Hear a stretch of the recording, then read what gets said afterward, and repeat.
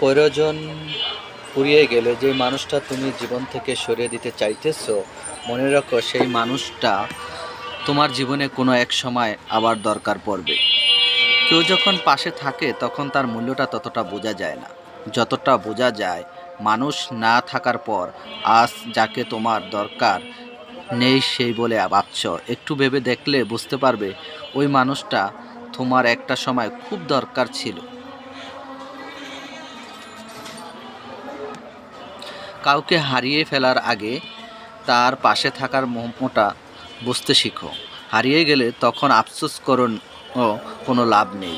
তোমার বিপদে কাউকে পাশে পেলে জীবনে দিয়ে হলো তাকে আগলে রেখো, কারণ বিপদ সবাইকেই পাশে পাওয়া যায় না।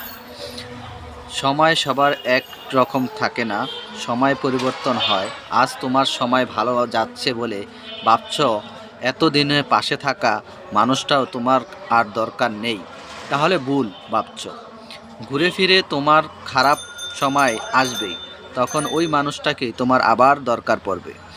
মানুষের প্রয়োজন কখনো ফুরায় না, শুধু সময়ের ব্যবধানে মানুষের চাহিদা পরিবর্তন হয়। আজ যাকে তোমার দরকার পড়ছে না, যার কাছে তোমার আর কিছু পাওয়ারও নাই, একটা সময় ছিল সেই মানুষটার কাছে তোমার সব কিছুই ছিল। নতুন মানুষ মোহ বেশি দিন থাকে না, পুরনো মানুষ এবং মোহ কেটে গেলেও স্মৃতি থেকে যায়।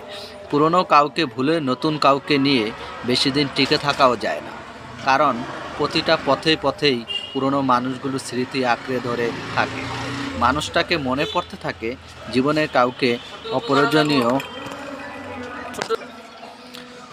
অপ্রয়োজনীয় ভাবতে নেই।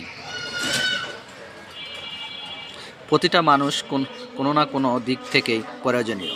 কাউকে দরকার নেই বলে যাকে দূর থেকে ঠেলে দিলে একটা সময় দেখবে সেই মানুষটাকেই তোমার জীবনের সবচেয়ে বেশি দরকার পড়ছে। তখন আর কিছুই করা থাকবে না, কারণ মানুষ ততদিন হারিয়ে গিয়েছে। এটাই হচ্ছে পরিস্থিতি, এবং শিকার হইতে হবে একদিন।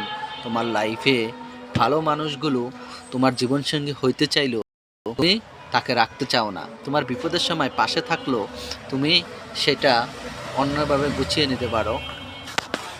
মেয়ে মানুষগুলা বেইমানি ছাড়া কিছুই বোঝে না। মেয়ে মানুষগুলা এবং স্বার্থ প্রয়োজনের জন্য ব্যবহার করে, এবং সর্বসব পুরুষের সব কিছু খেয়ে সব ছেড়ে যায়। এগুলো হচ্ছে বেইমানিদের কাজ।